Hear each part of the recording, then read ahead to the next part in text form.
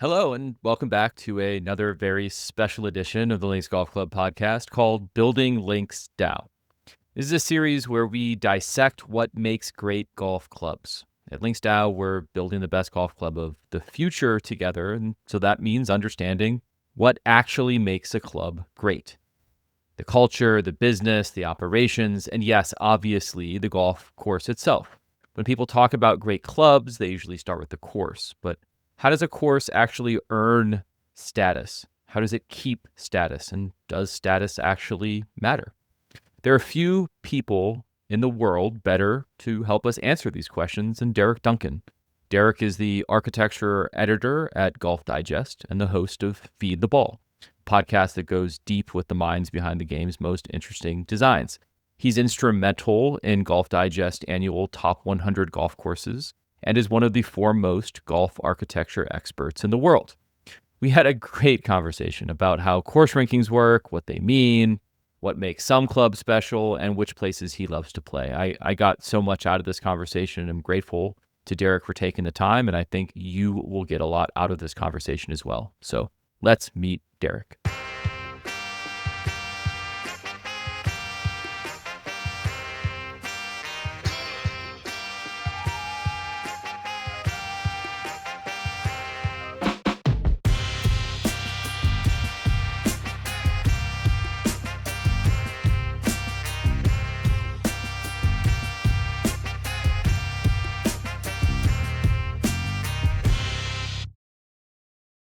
So Derek, thanks for coming on. We're really excited to have you. Obviously, you have such a wealth of information about golf courses, and I'm just personally really excited to be able to talk to you. Even if there wasn't people listening, I would love to just, have a big conversation with you about my favorite courses and your favorite courses. But I'd like to get started just sort of us understanding a little bit more about your background.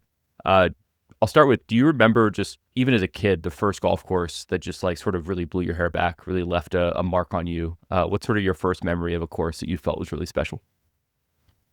I don't have a great story here. I know if, Tom Doak talks about how his dad brought him to Hilton Head and he saw Harbor Town for the first time when he was young and how that was so different. I know, Bill Coore grew up driving over to Pinehurst and playing number 2 when he was young. I grew up playing really ordinary municipal courses in my town in Colorado where I lived, but there was one course that was about 5 miles outside of town, and at that point it was just out in the country, and there were just kind of fields and meadows around it, and it was called Lake Valley. And every time we played it, we were so scared of the greens. They were so different than anything that I'd ever seen. And they just had these strange contours, and if you were above the hole, you were cooked. And it just, you'd play the golf course, and again, it was just out in the middle of nowhere, kind of. And you would just start thinking about the greens and the putts in a way that I never had to contemplate before. And it turns out, I learned later that the architect was Press Maxwell, who was Perry Maxwell's son. And the course was built in the 1960s. So it wasn't that long after Press had done the second 9 at Prairie Dunes. And that Lake Valley had that type of character in the greens, and they were just so different. And I think that's one of the reasons why it's really not true, but I would like to say that that's one of the reasons why I'm so attracted to great sets of greens. It's probably not, that would have come anyway, but I can definitely trace it back to Lake Valley and those Press Maxwell contours that made a huge impression on me. And even just out of all the dozen or so courses that I played in high school and golf tournaments up and down the Front Range of Colorado, there just wasn't anything else like Lake Valley's greens. Yeah.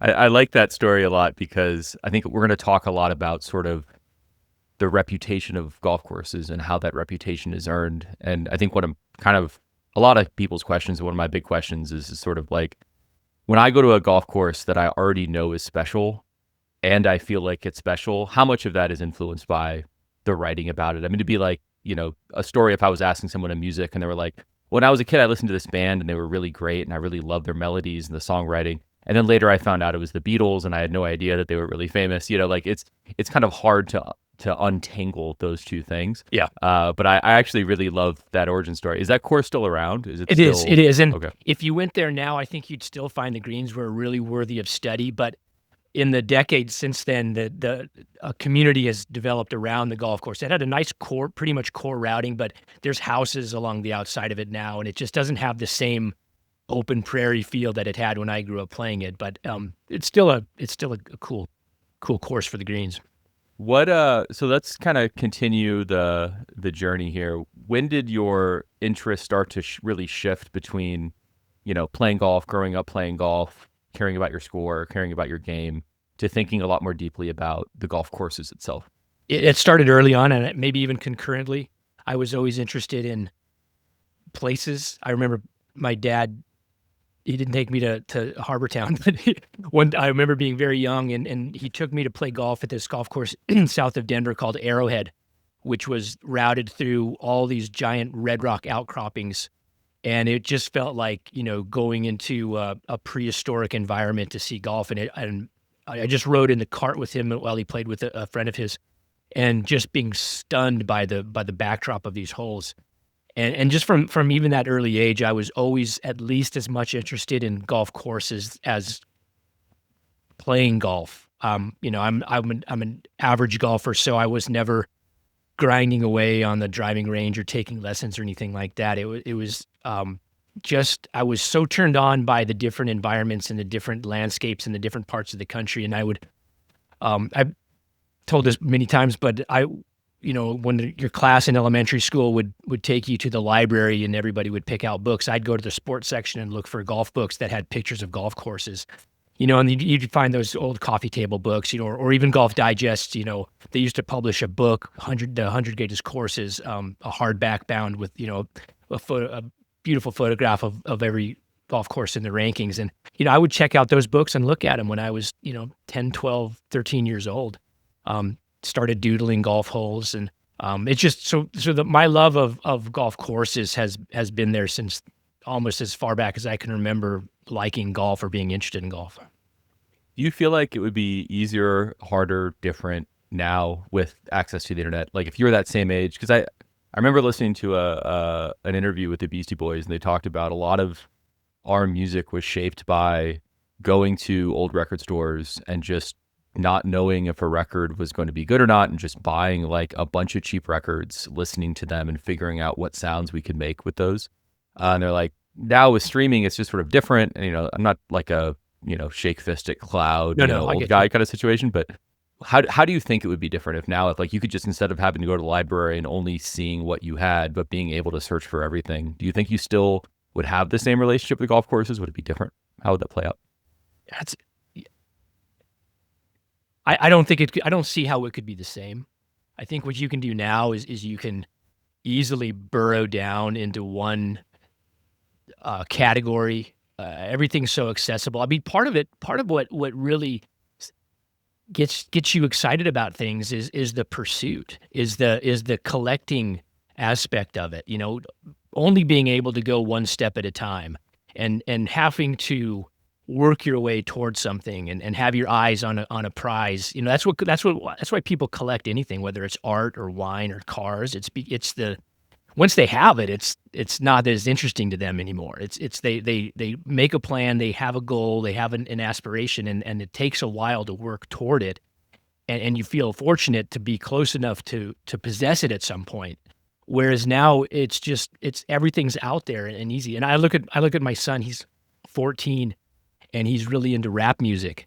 And it's shocking to me, like what he listens to, but he can go so deep just by streaming things that he can go find like these very difficult old, that they would never have been put out on a CD, back in the time, but he can just stream them now, and his knowledge of this genre is so vast because it's right there. And I'm not saying he doesn't appreciate it. So there's value to that. So I don't mean to diminish the way things are now, because you can accumulate an amazing repertoire of information and knowledge because it's there. But I do feel like some of the magic is lost, and some of whatever that is that I still hold within me that makes thinking about golf courses like so important and so emotional at times is because it was a long journey to kind of get to that point. And then you get to the point when you're actually fortunate enough in a position to go and play some of these golf courses that I saw a picture of 25 years ago in a book, it's, that element of it is lost. And it kind of ties into the whole culture of media and digitization and exposure.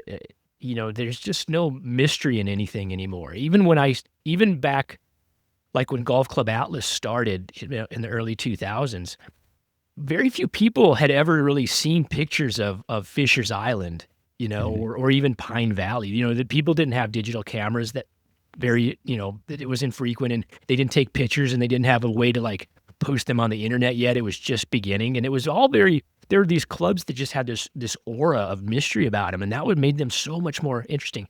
And now you have like, you just Google Pine Valley and you on Instagram, and it's just an endless stream. That we did an every hole ad episode of Pine Valley, which is a great episode. We did it. It was so good. We re-recorded it. But that we lost something of that desire of unknowingness. There's that shroud of mystery that I think is important to have, whether it's in music or film or biography or golf courses. So you can accumulate a great amount of information, and so many more people are wise about golf course architecture now than they used to be, because it's just easier to access. Yeah, and I wonder, man, I could stay on this topic forever, like the philosophy of taste, because this has come up in a lot of episodes we've done, is sort of how do you develop taste?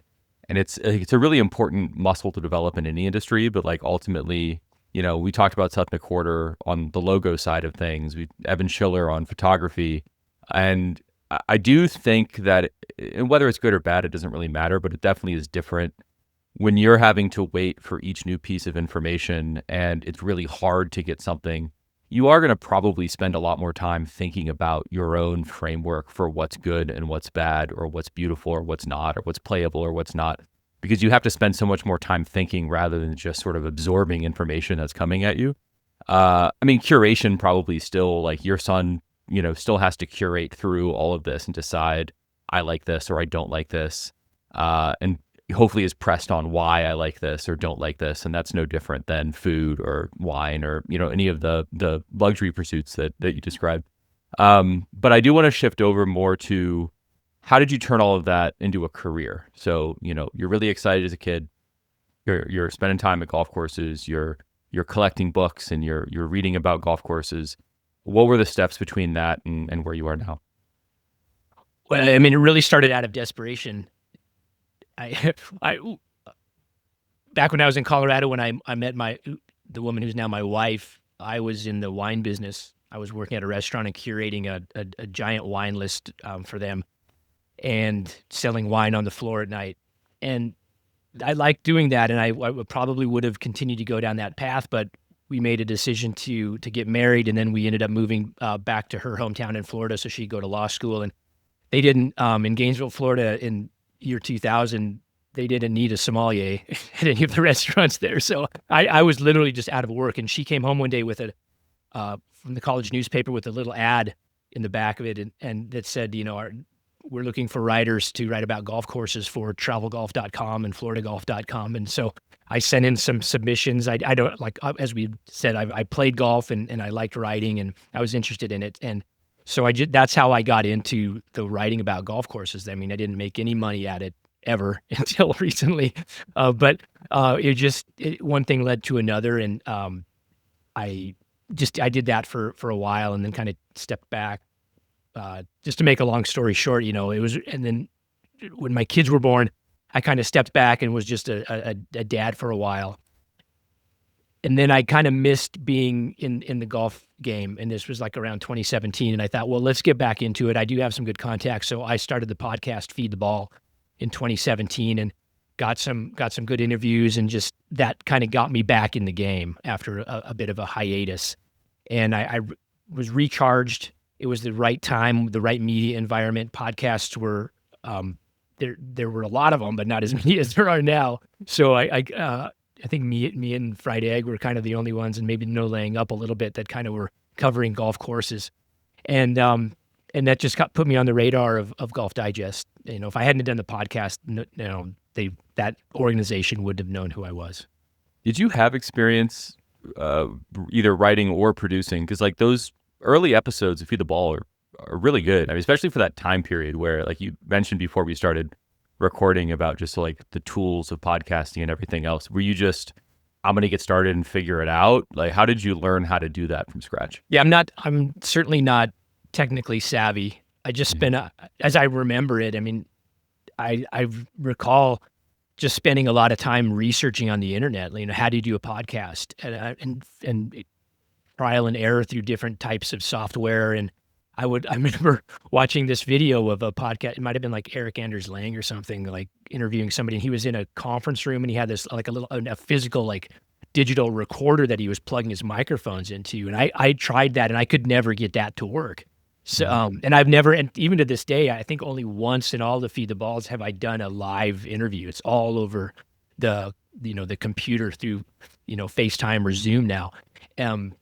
But I researched it and figured it out and tried to, probably wasted a lot of money buying contraptions that I never ended up using. But yeah, it was just, I think that's just the only way to do it. You find your way to do it and out of a dozen. Yeah. AV is kind of like golf in that way. You end up just accumulating and buying a bunch of stuff. Yeah, I've got a cabinet full of like the hope of getting cords better. and microphone, headphones, and things I wouldn't even know what to do with now. Yeah. It has been cool to see. I mean, you've been doing the podcast for a long time, but I went back and listened to some of the earlier ones and then some of the more recent ones. And it has been fun to sort of see the production style, like the storytelling really change. Like, I think there was one recently, I don't remember which episode it was, but it was sort of like a quote that then sort of turned into like a newsreel style. Like the medium, affords a lot of creativity, and I feel like you're taking advantage of it. So yeah, thanks. Yeah. I went back and listened to, I think the episode 5 with Ron Pritchard, and I was just, it really shocked me. It was like I was listening to somebody else's podcast. I didn't really recognize myself or the way I handled the interview. I thought it was really interesting. You're right. I mean, you don't realize it. It's just like anything, how you evolve or how the shows change or how the interview style, or I think guests come into it now with like a little different understanding of how podcasts work. So they're maybe on their game on a different level. But there's some evolution there. I don't know exactly what to make of it, but it was, those old episodes were kind of fun to go back and reminisce about. Yeah, I feel like whenever I start something new, the stuff in the beginning that's really hard, then it gets easier, and then new stuff gets hard and it gets easier. But yeah, like early, even, we haven't been doing this for a whole long time, but in the beginning, there were definitely just like stuff that now takes seconds would take hours. Figuring out, and then at some point it becomes sort of muscle memory and it gets easier. I do remember one thing I always wanted to do, and I still do, is put a lot of energy into the production quality and the sound quality. And it's not always good. In the old days, I would sometimes have to do them via the phone, so the guest's quality isn't good. But I always did a lot of editing. I tried to trim it out. If somebody was rambling or doing a lot of uhs and I would clip those, and it still does. It takes me way too long. I really, if I ever monetized this, I would hire somebody to do the back end. I'd probably have a lot more episodes because they would have more time to do it. I love the idea of just getting on and talking and then turning it over to somebody else. But I remember listening to those early Fried Egg episodes with Andy when he would talk to guests, and the sound quality was horrible. I mean, no offense. I mean, terrible. Content was great. Yeah. You can hear somebody clicking pens and clinking glasses and stuff, and falling off the mic and all. And I thought there's opportunity to, if nothing else, like deliver like a sound quality, an audio experience that's a little more consistent. Now, obviously, they're at the top of the media game right now. What they've done is just outstanding. So, but we all have a starting point, right? Oh yeah. I mean, it's, there's a concept in product development called an MVP, which is basically just like what is the minimally viable product, what is the crappiest version of something that you can get out to prove the value of it and whether or not people will care. And those early episodes of Fried Egg are that, like, the content is so good that you're willing to deal with it. Right. Whereas if the content's bad, even if the production quality is a 10 out of 10, it doesn't really matter, right? So like my last question before we kind of get on to talking about golf courses is, how has your experience writing about, thinking about, evaluating golf courses changed the way that you play them? If at all, like, is your strategy different? Or is your enjoyment different? Are you a better player? Are you a worse player? Sort of what's your experience now with golf now that you have so much experience with golf courses?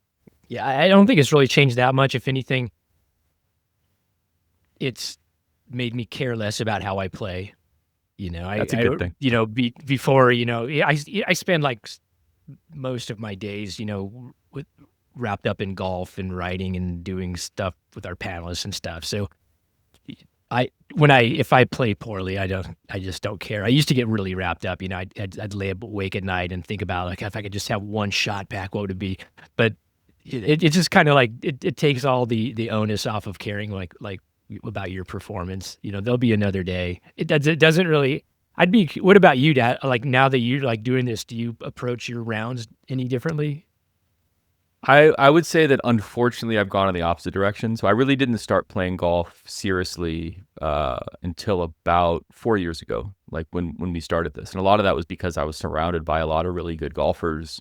And frankly, I was embarrassed by my, play 3 times a year game with my Played Again sports clubs that, but and now I'm obsessed. I have a coach and I go to the simulator and I spend way too much time thinking about my game and obsessing over getting better at it.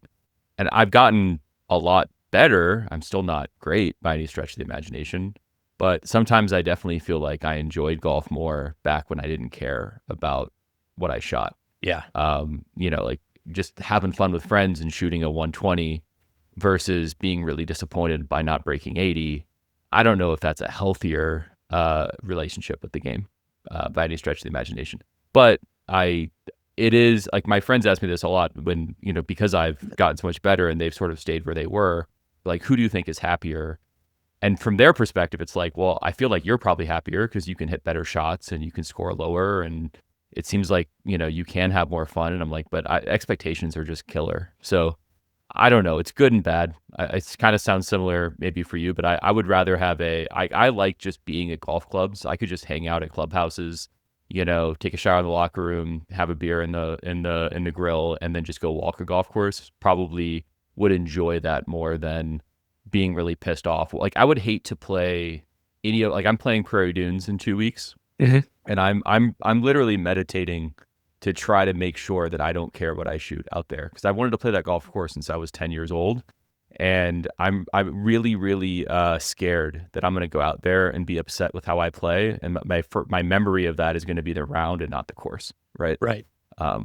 So we'll see. The other aspect of that is that doing what I do and what you're doing and getting to know golf courses really well and studying them and increasing your knowledge, that hasn't had any impact on the way I play or the way I feel. Like, I don't think more strategically now that I have more knowledge about the strategic philosophies of certain designers, or it comes down to, you're still like at this level, unless you're a plus player or a scratch, or you're on the tee. You want to put the ball, you want to hit it solid. You want it to go fairly straight and fairly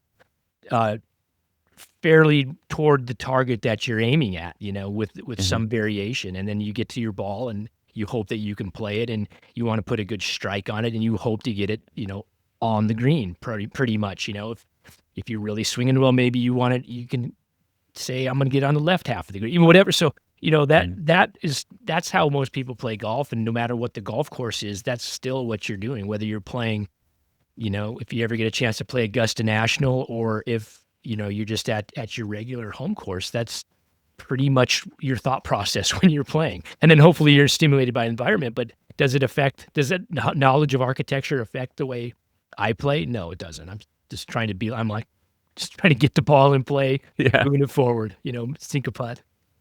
totally. Well, let's pivot here a little bit and kind of want to tackle.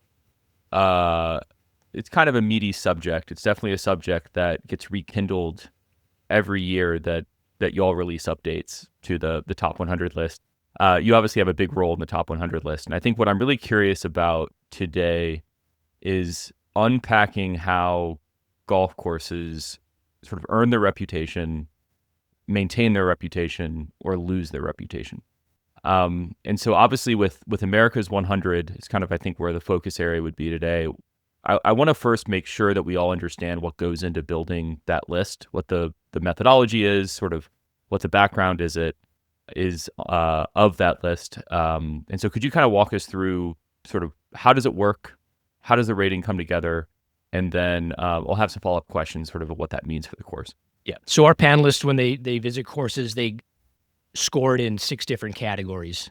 There's shot options, challenge, layout and variety, aesthetics, conditioning, and character. And each of those categories, we define it, and we do our best to train them to understand what to look for and how to interpret the definitions of those categories. They score each of those categories on a 1 to 10 scale. Then we do some math. We add up the scores. Every other year, we publish our rankings. What makes Golf Digest rankings, I think what everybody needs to know is ours are very numbers and data driven. It's an accumulation of tens of thousands of these individual evaluations that go back 10 years. So every 2 years we publish, it's a snapshot of a golf course over the previous 10 years. So when we just published in May our latest 100 greatest rankings, and those scores and those rankings were based on evaluations that go back as far as 2013. And we age weight those, so those older evaluations account for a smaller percentage of the overall score because golf courses are always evolving and we want our rankings to be as reflective of the current environment as we can. But as of now, we go back 10 years. And it's just, it's all based on numbers. To be eligible to make 100 greatest or second 100 greatest rankings, a golf course has to have a minimum of 50 evaluations over that 10-year time period. Most of the courses in our top 200 have well over 100 evaluations. So they're based on a consensus of viewpoints of a large group of people who I'd like to think are fairly well trained and know what they're looking for, or at least have a lot of experience seeing a lot of different golf courses. But it's not a panel of 5 people deciding and brokering what the golf courses are, or it's not the opinion of a small subset of people that have a very distinct view on what's good and what's less good. It's really these people putting numbers into the system, we aggregate them, and it's the result of a broad consensus of viewpoints. Do you see any interesting distributions on golf courses that you wouldn't expect? Like, think of something that's in the top 20. Like, do you have outliers in people who are going there in the way that they rate it? That obviously will shake out as you reach that consensus. But does any of that data surprise you at all when you see it raw? Well, I mean, I'm certainly always surprised at how certain courses perform and how they're scored and how our panelists see certain courses. The top 20 or top 22 is pretty much written in stone. I would say up to about 22. You'll a couple courses, every rankings will flip-flop. Maybe one moves up or down 2 spots at the most. But their overall scores are separate from everything else that comes behind them. I don't know what it would take for any new course to break into that top 20-ish. But people are people. We try to make a very subjective endeavor, which is expressing how you feel about a golf course, objective by collecting a lot of numbers and compiling them. But at the end of the day, it is people who have their own viewpoints on golf, who have their own life experiences, who are of different ages, who are of different playing abilities, looking at the same golf course and often coming up with completely different viewpoints. I can't think of a golf course that has like a huge range of a viewpoint. I mean, you can think of the normal as like Tobacco Road is a polarizing course. Some people, That's kind of the one that I was thinking. yeah, Actually, I some was going to people ask you like about. would give it really, really high scores, and some give it like really, really low scores. And there are courses like that. But really just generally in the top 100, the reason they're in the top 100 is because most of our panelists are seeing and feeling the same thing about this golf course as it's filtered through our 6 categories. Sure. And then what are there any types of courses that you feel like with that process might get overlooked or sort of underrated in a way? And we're going to sort of, in the next section, I want to talk through some examples of all of this stuff. And I'm just kind of curious from y'all have been doing this for a long time. And I think that, I'm a big data person, and I actually really appreciate the way that y'all approach this because, to your point, it is a very subjective exercise, but you're able to scale that in a way that still yields results that I think even people outside of the sort of ranking ecosystem would agree with. I'm sure some people could say, well, that should be 13 and that should be 15, but these are all in the pantheon of great courses in the world. I run when we release our rankings, I want to go into a hole for about 2 weeks. Whether it's on social media or discussion boards, and I get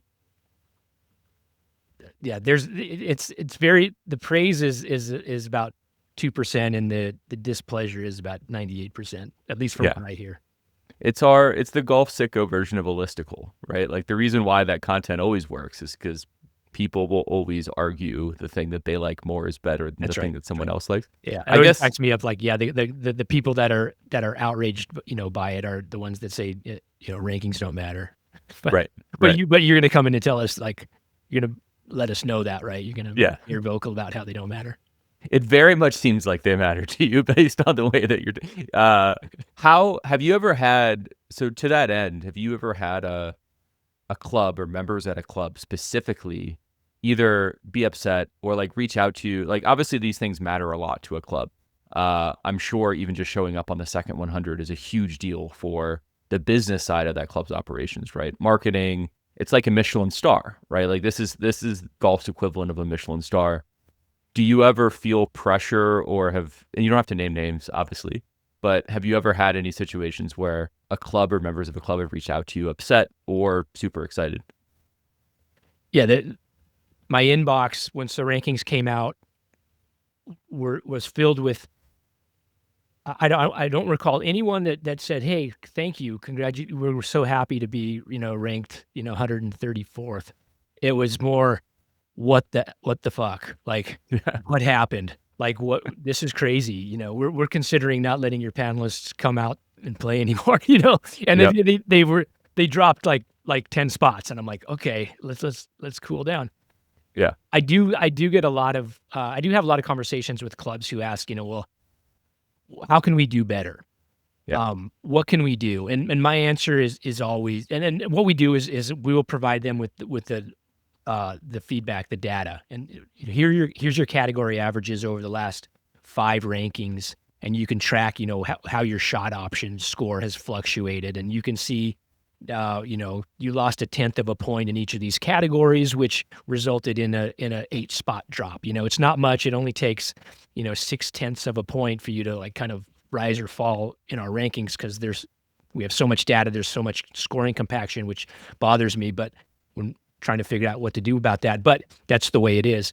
But but my answer to them after we look at the data and talk about it is I said, just the real answer is be the best you can be the best course for your members, be the best course for your clientele. Don't worry about the rankings. If it's, so you're complaining that you're ranked 134th. There are thousand clubs behind you that would die for that ranking, just because you used to be 125th, that's fine. You get back there, but just don't worry about it. You're a great course, you're a great club, just be the best for your members. But how club members are, and you're dealing with this now, is people do care, and it does matter. And it's a point of pride for a membership or a person who plays that golf course. And you get new committees in and you get new chairmen in and they all want to do something and then they're not getting the results. And I would hate to think that if somebody sees their conditioning score drop by 1/10 of a point, they're going to start looking sideways at their superintendent. I mean, that's just, you can't interpret the numbers Pitchforks like that. come out. Yeah. Every golf course can do things to improve, but that's just called, that's called renovation. Sure. That's called housekeeping. Yeah. To try to do it to get a better Golf Digest evaluation score is the wrong approach. Yeah, and I do want to ask about that. I do have a free idea for you. I'll preface this by this is a joke idea, but the score compaction, you could have the members play Ryder Cup style match play events. If they're close enough, if they're like within a fraction of a point, they play for the spot. So whichever club wins, they rise. Let me know. I'm happy to film it. Yeah. But to the question about I was curious, are there clubs that talk to y'all almost in a consultancy manner of like, how do we reverse engineer a higher score? Like, because I think a lot of things too in golf come up to the whole like authenticity versus sort of astroturfing debate, right? Like it's really easy to see when someone's not being sincere and authentic, especially a golf course. But do you see clubs reach out to you and they're like, all right, well, how do we get to 50 from 70? What do we have to do? And then they actually go implement that. And you already kind of said that doesn't really work. But do clubs do that? Do they reach out and ask those kind of questions? Yeah, in so many words, or in certain ways, they do. I mean, it's rarely like we want to get to a certain number. It's just how do we do better, and or where are we going wrong? And it's just you just said it doesn't work that way. Golf courses are what they are, and when you go to a golf course, right, you get an immediate sense of where you are and what it is. And as you play the golf course, it's hitting you in a certain way, or it's not hitting you in a certain way. And there's very little that can be done to change that because we're human beings and we respond to our environments in uniquely individualistic ways. And some other panelist is going to go to the same golf course and feel completely different about it, even though they're trying to look at shot options and they're looking at the layout and they're looking at do the greens roll true? Are the fairways dry and firm? So they can nibble around the conditioning element of it a little bit. If a course is like, if the membership wants a really green, lush PGA Tour style golf course presentation, we're not going to score it high in conditioning. We're not supposed to. I mean, I'm sure some of our panelists do, but we're not supposed to. That's not our definition. Mm-hmm. So that would be one thing I could say, like, your conditioning scores and you're overwatering and, we emphasize, and just for us, and you don't have to do this, it's your club, but we ask our panelists to look for really dry, firm fairways and greens. We don't care what the green speeds are, but we want the putts to roll true. We want to measure that every golfer wants that. We don't care that you have, perfect sand, but if you want it, you can have. So you can nibble around the edges at conditioning, but for the most part, short of doing some sort of Medina 3 like renovation where you're basically stripping everything away and rebuilding it and presenting a new golf course, most golf courses are going to settle in some kind of general range and they're not going to be able to move up because they are what they are. Sure. Yeah. But I think that's one of the interesting things about golf courses is that even though there are these consensus, pretty well held understandings, obviously there's tons of debate and quibbling about those, but there's a ton of variety in the golf courses that we all sort of recognize as being the top 100 or top 200. You look at the list, it's not like they've all consolidated to this single way of doing things, right? And you see that in food, you see that in music, like people are always going to chase trends. And I think that's probably one way that people want to get noticed and want to stand out in their own way of just being like, well, this works somewhere else, so we're going to do it exactly that way. But part of what makes great golf courses special is that they are completely unreplicable. And you could, go play, I think I played in Las Vegas once, Bears Best, when I was on a trip. Yeah. That here. Yeah. And they're fun. I'm not going to lie. Like I like fast food, and I like high-end dining. So it's fun to go out there and play them. But it's not like I was standing there thinking, Oh yes, I'm absolutely playing this. I'm not. I'm playing Muirfield Village number 14 for sure. Like this is exactly the same thing. And even if every blade of grass was the same, to your point, the environment would be different. The clubhouse is different, and those things matter. I think that's part of what makes this conversation so interesting to me. Is I think even if you gave someone a blueprint to try to, like, let's say they're from like a very sort of business oriented perspective, our KPI is to get to the top 100. I don't think you could do it that way. Like, we'll talk about a couple courses that are relatively new to the top 100. My assumption is that their primary goal was not to get onto your list. It was to create a really good, unique golf course that either their members or their guests or their visitors would enjoy. I guess one last question here is, it is interesting to me that there obviously isn't a ton of shifting around in the list, and sort of that is like a lot of the golf courses that are on this list are very old golf courses. I guess one way of asking this question is, are there any courses that are of a similar vintage that have lost their reputation over time? And it doesn't have to be a single golf course; it can be kind of a range. But like, I am interested that these golf courses earned their reputation. They got onto a list or another list or just mind share of golfers. And they've stayed that way for now, some of them over a century, some of them nearing a century. Are there other golf courses that used to be great that lost that reputation, I guess is the way that I'm asking the question.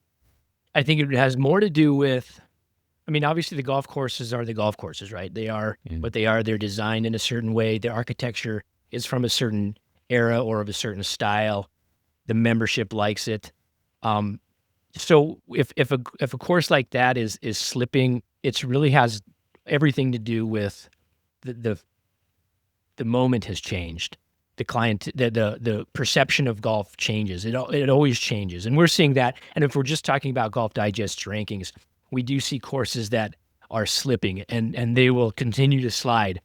Those courses that were built to be quote unquote, championship tests. That's their calling card.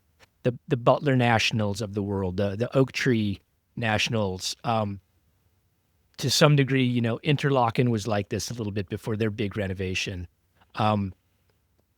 Colonial. These and not, they'd evolved into these. That was what they were known for, as being like really hard, stern tests. And the current generation of golfer, set aside the guys that are 60 years old and older who came up thinking that was what good architecture was a really hard test that separated the men from the boys. But other golfers don't want that anymore. They're not interested in that. We'll watch it on television. We'll watch the best players compete and like at Oakmont last weekend, get their brains beat out, and that's entertaining to watch once a year.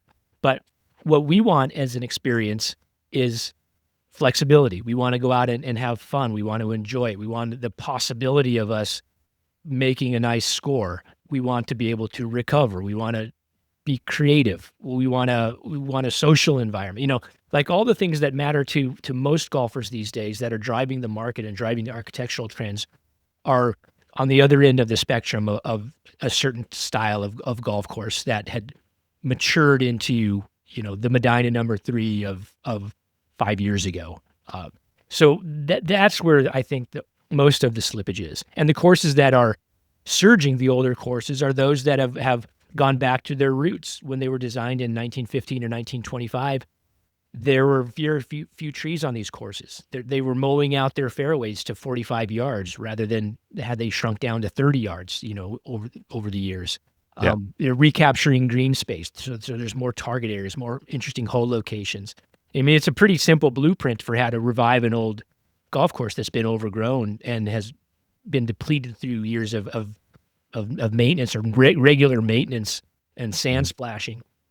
But once you peel all that back and get back to like the original conception of the golf course, people, turns out they like it more. They enjoy it more. It's more fun to play on a regular basis. And then that's reflected in the rankings. And you see courses like Sleepy Hollow, jump up in the rankings. And, you could think of quite a few others that have, Inverness, they're just better presentations of themselves. So I don't know. I mean, I think that's kind of getting what you're going at is like, it's just trends. Trends always drive it. And the trend in the 70s and 80s and into the 90s was really hard golf courses were considered really good golf courses. And that's just not the case anymore.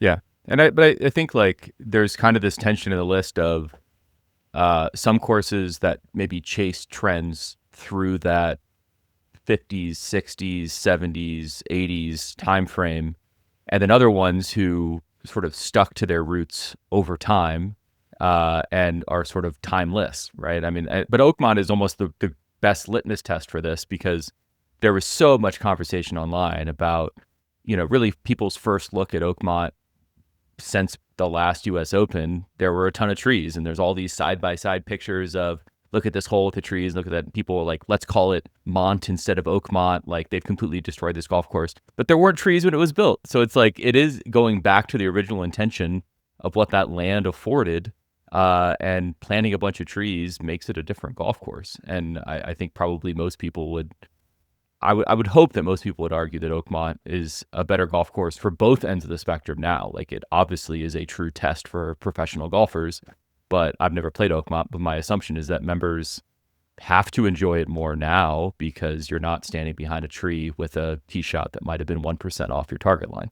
Okay, well, there have been a couple of courses that have broken in. So like, I think a Cap Rock, I think a Hoopy, I think a Ladera, Lido. These are relatively new courses that are now on the list. Let's take the opposite end of this. How do those courses break in? How do they emerge onto the scene? Well, I think in each of those cases, well, I'll say this. I'll say the cynical part first. They're all designed and built by the A-listers, the top of the profession. It's the Tom Cruises of the golf architecture world. So they come into it regardless of what the architecture, the experience is, with a reputation that's already kind of pre-built because of who did them. But they all also are very incredible expressions of something. Like in the Cap Rock Ranch is in a one-of-a-kind environment. It's half sandhills, half holes strung along a 200-foot high canyon in the pines. I mean, where else are you going to get that? I mean, it's impossible to go there and not be struck by the uniqueness of that landscape. Regardless of what, I mean, it might even overwhelm your thoughts about the quality of the shots you're hitting or the architecture. That was my experience. I don't think it. I personally don't think it's some of Gil Hansen, Jim Wagner's best work. I mean, it's outstanding, but I like other things they've done better. I like Ladera better. I mean, to me that's a really great expression of a combination of really thoughtful shot shapes, greens, designs, and the ability to create that golf course out of a flat lemon orchard at the foot of a desert mountain, and to come up with something with the arroyos that roll through it. So I mean, environment is the other half of it. Lido is so unique. There's St. Andrews and Lido. Like there's no other corollary. And then National Golf Links would be like a distant third in how you play the golf course, how you approach it. What do you conceive of? Uhupi is another, amazing and sandy environment. You're out in the middle of nowhere. You're locked in because there's nothing around it. Most people who play there stay there for a couple of days, get a couple rounds in, and you're just kind of, you're just immersed in the magic of this place. And it's huge, and you can play it so many different ways. They have the whiskey. I mean, so these golf courses all are presenting something that's not like other golf courses. So that's the main thing. I mean, when you're trying to, and again, like this is just Golf Digest rankings. You could look at Golf Magazine's rankings, and they're doing it. They're looking at it different. It's a small panel. They're really highly educated. A lot of the architects on it, they love old architecture. So there's very few newer courses that are on their list. But when you're trying to appeal to, when you need like really high scores from 50 to 100 different people, there just has to be something like visually magical about the place, visually, aesthetically overwhelming. Something has to be different. It can't be like, if it's like something else, you're only going to get a small click up higher than your I don't know, Scioto or something. Like it's a little bit better than Scioto or Plainfield.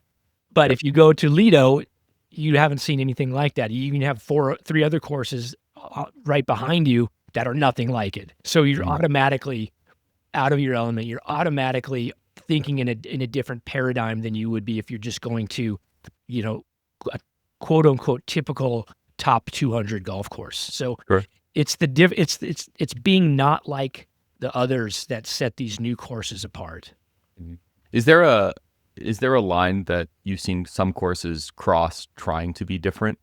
Because I imagine, you talked about Tobacco Road earlier, and that probably is at least the most polarizing golf course in any conversation that I've had with people about golf courses. I love Tobacco Road, but when you go, the only thing that people either say is they loved it or they hated it. And the reason they hated it is because either they felt it was hard or they felt it was too much on steroids or whatever. But do you feel like are there any courses that you feel like cross the line of, we're going to try to stand out and be different, and that's what makes some of these newer courses special, but then it ranged into gimmicky or overdone or something like that? Well, this course probably didn't rank as highly as the developers would have hoped, but at Cabot Citrus Farms, the Carew course, some people, I mean, it's really fun to play.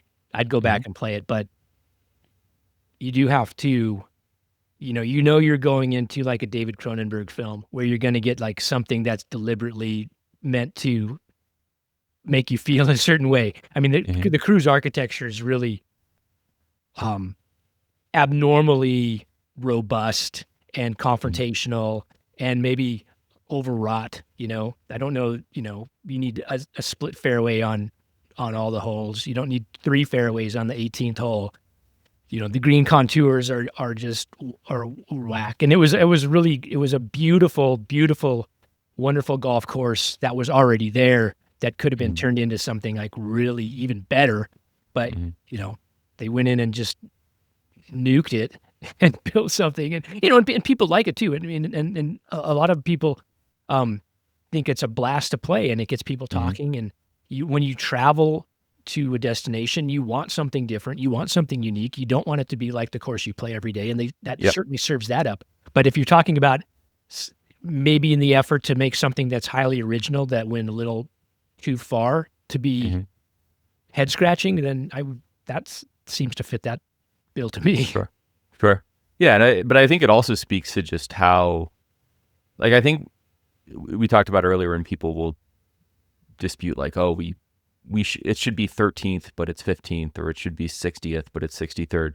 It's like, that is a great golf course in the grander scheme of things, but like that, even the top 200 golf courses are very rarefied air.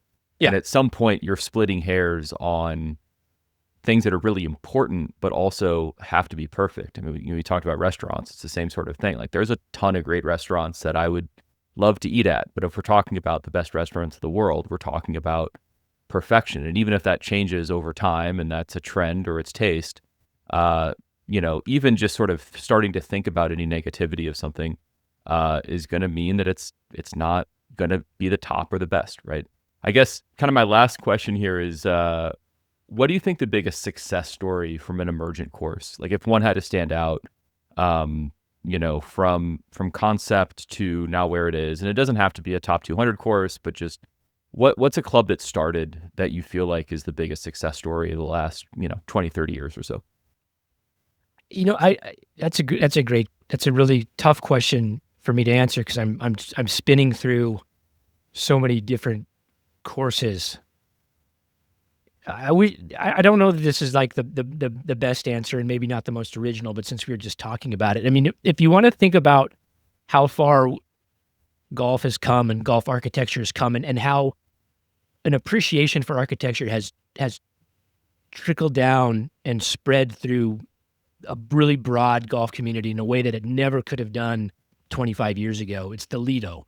I mean, if you'd have presented that, this goes back to our conversation about the ability to accumulate knowledge so quickly. But if you'd have dropped a Lido down anywhere 25 years ago, I mean, people would have vomited. I mean, they would have just ran away from it as fast as possible. There's no way that would have been accepted. But now we have 2 decades of people understanding what links golf is to a higher degree than they did before. People have traveled more. They've read about CB McDonald. They've seen these templates refurbished at all the Seth Rayner courses that they see on Instagram and maybe have played. So they know these whole concepts. They know the starkness of links golf. They know what the goal was. They know this is a historical recreation.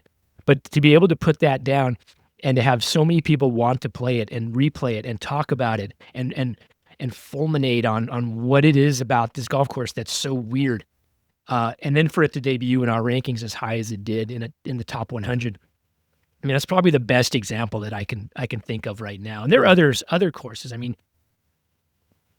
if you think about where golf architecture was in 2002 or 2001 when Pacific Dunes opened, I mean, it was just a different game. I mean, golf, nobody heard of Tom Doak. You'd say Tom Doak, they'd be like, what? Bill Court, no clue. Gil Hanse, no clue. And these are the guys that are running the show now. I mean, they pick their jobs. Every developer wants to work with them, and they just don't have time. They can't, so they have to move on to other people. So, and the courses that they built, their style, their vision, their understanding of classical architecture, has revolutionized the industry. It's revolutionized how we play golf and what our desires are, and it's just so pick any one of their golf courses, Rock Creek Cattle Company, Ballyneal, Friar's Head, like these are the masterpieces of the modern age. And any one of them led to the success of the ones that came after it. What has definitely created a new expectation, right? And that's what trendsetters do. I mean, I played Common Ground out in kind of your hometown area. Yeah. So good. And that's a great example of what someone like Doak can do to a golf course. I mean, there's a lot of places like that with similar histories in, Middle Tennessee where I live, and there's not a single one of them that nailed anything even close to that. So yeah, I think that's a great way to end this. I do want to ask sort of maybe a couple quick hitters. Yeah, let me jump in there real quick, because go ahead. When we're talking about like how clubs build reputations and how do they earn them, and I think when you're looking at the 100 greatest or 200 greatest ranking, I kind of think that's the wrong way, the wrong door to open when you're trying to get at something that is more meaningful than that. Like if you're talking about, especially with the courses and clubs that you're involved with now, and you're trying to think about how can we create this culture? That culture is probably not going to show up on a 100 or 200 greatest ranking, but you can look at courses. The better way to look at it is courses that are just like Common Ground is a great example. There is a culture there that you would love to replicate. It's a community-based golf course. I mean, you could look, like we had Jim and I had Riley Johns on our podcast recently. He built the Winter Park 9. These things that are tied directly to a clientele, to their customers, to their community. I think that's the culture that you want to replicate. Another course that I would think of and it's private, but it is on that road. I would study this very hard, is Brambles up in wine country in California. Very modest. What unites the clubs that I think, and I noticed that these types of places get overlooked in our rankings, which is kind of why I say let's adjust the telescope a little bit about what we're looking at. These places are unfussy. They're only for golf. There's a minimum of friction between the time you park your car and the time you're on the first tee. There's no valet. You're not dropping your clubs off at the drop zone. You don't have to go in and check in. You don't have to say hello to anybody in the locker room. I'm sure some of these places have that stuff, but the goal is to park your car, get your shoes on, and get to the first tee and play as much golf as you can. And these modest courses do that really well, and those are the places that get inside people's hearts. The courses that I think are missing in our rankings that nevertheless have a vibrant clientele and a passionate clientele are courses that have something like, they're shorter sometimes, they're quirky, they have something that's just different than other courses have. You think of like a Palmetto in Aiken. It's just there. It's just right in the middle of town. It's not that long, but it's got really interesting things about it. You just want to play it over and over again. That's so undervalued in our rankings. That should be a top 200 course, but it's not, because our human panelists have decided that it's not in the same category as some of these other like historic clubs or a White Bear Yacht Club in Minneapolis. I mean, go play there and tell me that's not one of the greatest 100 experiences in the country. I mean, how could you not love that? But those types of places get overlooked. But what they have is this: the White Bear Clubhouse is just, it's a short one-story building, with a little little tiny cafe on one end and a pro shop on the other, but you're not there to do anything else but to play golf. And I would say like that is the thing that any club or course should aspire to. Look at Tree Farm and Old Barnwell. Again, private clubs, so a lot of people won't get to play them, but people were flocking to those places. They didn't even have clubhouses yet or no places to stay. They were happy to stay in town and drive 10 miles out to get to these places and play them over and over again. So you just don't need all of that infrastructure. You don't really need the buildup. You don't need the specialty towels. You don't need the huge staff. Just make a really good golf course that's reflective of the piece of land that it's on. Make it the whole experience unfussy, and build an organic community of people who just want to be there and not the other place. Yeah, I think you hit on, honestly, I could not have said better what I feel than what you just said, because and this theme has come up in other episodes where I think that the most important thing to do is to understand what you are from a club standpoint. Yes. And then build that, and then commit to doing that and do that over and over and over again, and change if who you are changes, whatever. But, I'll tell a quick story. I think personally, and I'm just one person, Spey Bay is obviously a big community. But what I appreciate about Spey Bay in Scotland is everything that I've heard about Scotland. Whenever I talk to someone about going to Scotland, it's usually, oh, you need to go check these courses off your list. You need to go play the Rota courses. Obviously, you need to go up to Royal Dornoch, and people will spend 2 weeks, most of their time in a van, traveling between the courses that they're checking off. It's like going backpacking through Europe. And that is something that people save up for their entire life to do. And that is a memory that they'll always do it once. want, right? They do it once. I think to me, what made Spey Bay special was the solstice last year. We got in, we did play Cruden Bay. That was great. We did play Royal Dornoch. That was great. And then we parked at, there was an Airbnb. We don't have cabins. We don't have cottages. There's just some Airbnbs around, or you stay and call in or whatever. We parked the car and fully expected to play a different golf course the next day, like play Spey Bay in the morning. We had a tee time at Nairn the next day, and we would play maybe 4 more golf courses for the rest of that trip.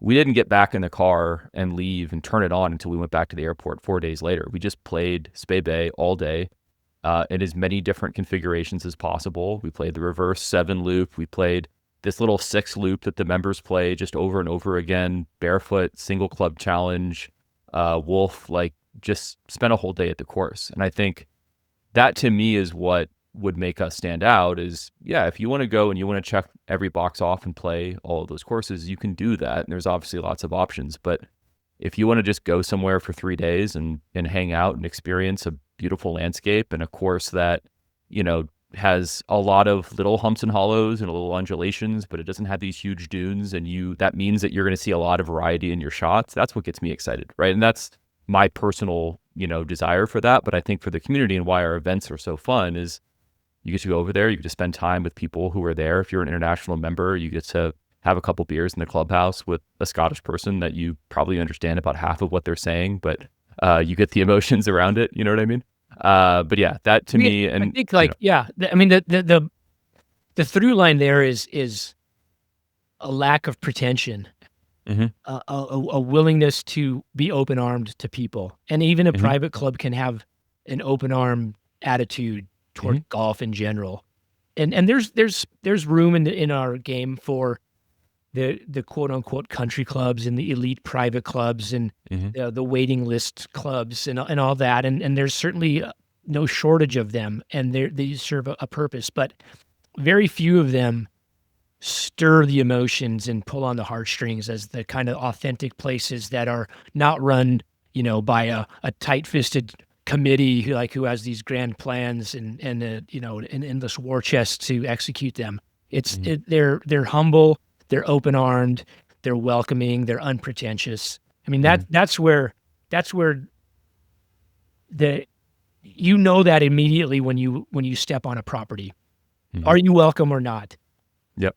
Are you nervous or are you relaxed? I mean, that's got to be the highest ideal, right? When you're creating these golf environments, is just chill the F out, and we're just here to have fun. And I say that, with all respect to other clubs, but of course, get out of the way, Yeah. I've seen some, that chilling effect that you get is palpable. And I've seen it recently in some new courses that are kind of developed by a single owner or a single ownership group, and they want to like check all the boxes and they want to be involved in everything. And I want to say to them, and I have in the past, just like, no, you've done it, like step back, like let this thing evolve and mature and be its own, you don't have to always be directing and pull all the strings and orchestrate every movement, because that just makes people nervous. Just let it ride. That's where I want to be. Yeah. I mean, I think it speaks to, you hear a lot of chefs and musicians and filmmakers talk about this, is that like a lot of people think that people's early works are usually good is because there isn't the pressure to uphold other people's expectations. And so what you get is this very distilled, authentic vision that the person had when they didn't really have to listen to other people, right? And I'm sure golf courses are somewhat like that, right? Some of these change over time. Yeah, and also because they don't have the resources, You have to be creative. A band who's like practicing in somebody's basement, they have enough money for like a simple amplifier, and maybe they splurge on a foot pedal for the guitarist, and it's this modest drum kit, and yet they make this really authentic sound that is great because that's all they could do. They maxed out like every opportunity. Or to use your example, a chef like who goes to the market with $15 in his pocket, and all he can buy is like fresh cucumbers and some mushrooms and one chicken, and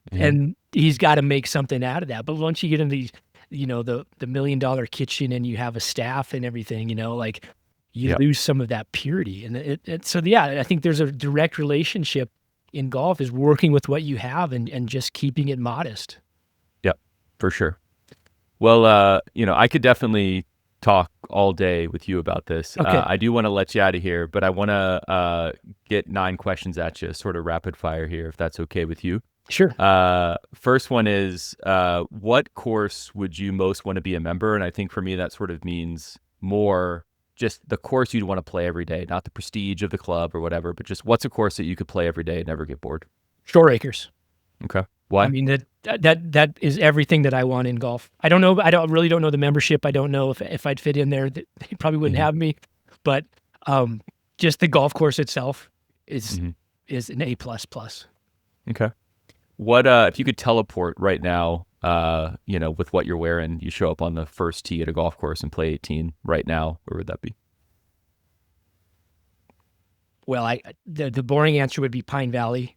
I mean, there's no experience in golf like Pine Valley to me. But I won't go there because it's our number one. It's not very original. I'll say La Hinch. Okay. Love Irish links golf. I love the fact that you could stay in a B&B, throw your bag on your shoulder, walk to the golf course, play 18 or 36, be 5 minutes away or 2-minute walk from a pub, leave your clubs outside on the sidewalk, go in for a few pints. I mean, that's cool to me. I would go to La Hinch. Yeah. God. It's so that everything you just described. We're having our summer solstice event this weekend, and everything you just described gives me so much FOMO about just that. I have nowhere to go, and everything I need and want is within walking distance right now. It's just such a special environment with UK golf courses like that. What's your most memorable round of your life, like, for any reason? How you played, what it was? The first time I went to Sand Valley, it was, I think, early October, and it got really, really cold and rainy. And I had an early tee time for Mammoth Dunes, like at, I don't know what, 8:30 or 9, and it rained all night, and it was 38 degrees. And I really seriously, I was in my hotel room. The resort was sold out. I actually had to stay in town, which I've had to do a few times. I think it was Wisconsin Dells or anyway. I'm like, I'm just not going to go. Like, it's not worth it. Mm-hmm. But I sucked it up. I layered up, went to drove out to the golf course. Nobody else showed up. The other, whoever I was going to being paired with, wasn't there. So the starter and the guy at the desk is like, "You want to go?" I'm like, "All right, I'm here."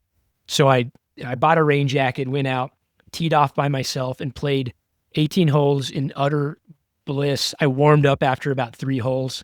The rain was still coming, but I didn't feel it. I was by myself. And if you've been to Mammoth Dunes, like, it's one of the great experiences just to be on that property and see the sands and the pines around you. And I love the golf course. But just that day and that cold, wet, just playing by myself, that was probably one of the most memorable rounds I've ever had. I think about it all the time. I remember I took a selfie and sent it to my kids and my wife. I was just like, I'm having like the best time of my life. And I wouldn't have Yeah. thought that would have been the environment that I would have that experience in, but it was. Yeah. A walk in the woods. Yeah. What is your just favorite hole in the world? Stupid question, but I'm curious hearing it. Just sort of favorite hole anywhere. Yeah. I saw this question. I thought about it, and the answer is I guess I don't have one. I couldn't think Yeah. of a single hole. I would throw out, Pine Valley 10. Mm-hmm. Yeah. Okay. Little short Who- part, Devil's Asshole. Which is just a great name for trouble. Sure. What is who's kind of an up and coming architect? Think of this as, I'm asking you about a band that no one's heard of. Like, who's someone do you think that's doing this really interesting stuff that we should be looking out for? He's kind of been all over social media lately. And I don't know. I wouldn't say, I mean, it's kind of like all these things. Like, nobody in architecture is really young because it's such an apprentice heavy field where you really have to work with other people for a long time.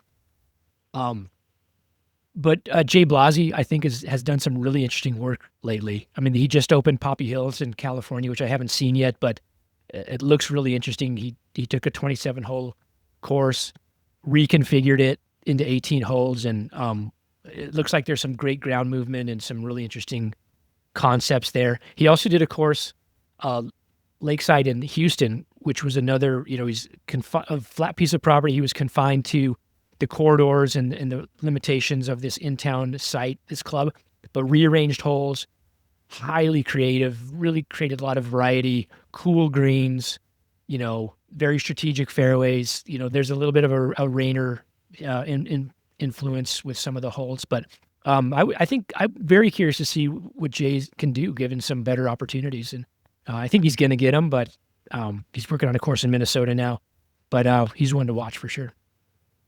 What's your favorite course to walk? Take into account scenery, everything else. Just you mentioned walking Mammoth in the cold and the rain, but what's the best walk you've ever had on a golf course? This might sound funny to people. I think I would rather walk sand hills than play it. I don't love sand hills the way other people do. It's just it's playing in the sand hills in general is a brutal environment in the summer. You only play during the late spring, summer, very early fall before things shut down, and it's either like so hot and humid, or it's hot and windy, and you're exposed. There's no shade, and at sand hills there's like a lot of uphill movement, a lot of uphill shots, and I think I'd rather just go walk that golf course than have to try to hit shots and get out of position and be tired. It's just I think I'd appreciate it more if I didn't have to hit a golf ball there. Totally. What's your favorite golf course property you've ever been on, but you have to take the golf course out of it? So it could be the views, but like the clubhouse, the practice range, what's your favorite non-golf course situation in golf? Well, or maybe something in Los Angeles. Like I love golf in Los Angeles. Like maybe just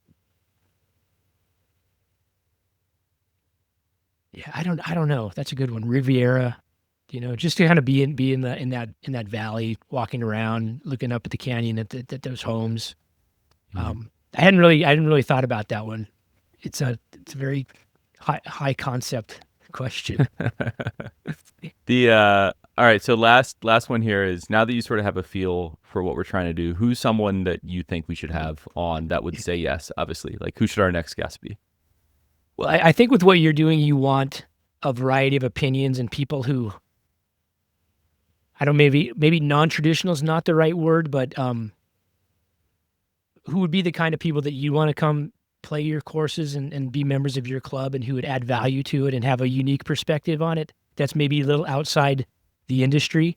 I had him on my podcast recently. He's a friend of mine, a great writer, but I think I'd have him on again like right now because we just had a great talk. It's Mike Crowley, Okay. who writes for all kinds of different magazines and websites. He's a literature professor, so he brings a very unique viewpoint into everything that he does. Great conversationalist, great talker, great hang. And you'll start talking about things that are loosely related to golf or not related to golf at all. But his viewpoint kind of as an outsider to golf. That's not quite fair. He's not an outsider, but he certainly isn't. He's a little bit outside of golf media, more into it now. But his perspective is one that I cherish, and he's a great talk. Sweet. Great recommendations. And I'll definitely reach out and see if they'll grace us with their presence. Especially great conversationalists like yourself. And I do really appreciate you coming on. And like I said, I think to me, the podcast that I like the most, and I think the one that I'm endeavoring to create here, and obviously it's a work in progress and we'll get there eventually, but are the kinds of ones where you're just listening to people talk and they don't really even almost seem to care whether they're being recorded or not. And so this is a conversation that I would have, loved to have with you over a pint, for sure. But thank you so much for sharing your insight, sharing your experience. Obviously, if you're listening or watching this, you absolutely should be checking out Derek online. Feed the Ball podcast is great. He's Feed the Ball on Twitter. And then also you can see all of his Golf Digest architecture columns on the website. So definitely check those things out. It's definitely someone that I look to a lot online, and as I sort of continue to develop my own understanding of golf course architecture, Derek's a big resource for that. So and then if you're listening, definitely give us a like, subscribe, share the show, share it with your friends, share it with your enemies, share it with anyone you want to. And you can definitely, if you're curious about the club, check out links.golf. You can also see more about Spey Bay and what we're doing over at Hillcrest. And if you'd love to talk to us, hop in the Discord. We'd love to hear from you. So Derek, thank you so much for taking the time, and I hope to talk to you soon.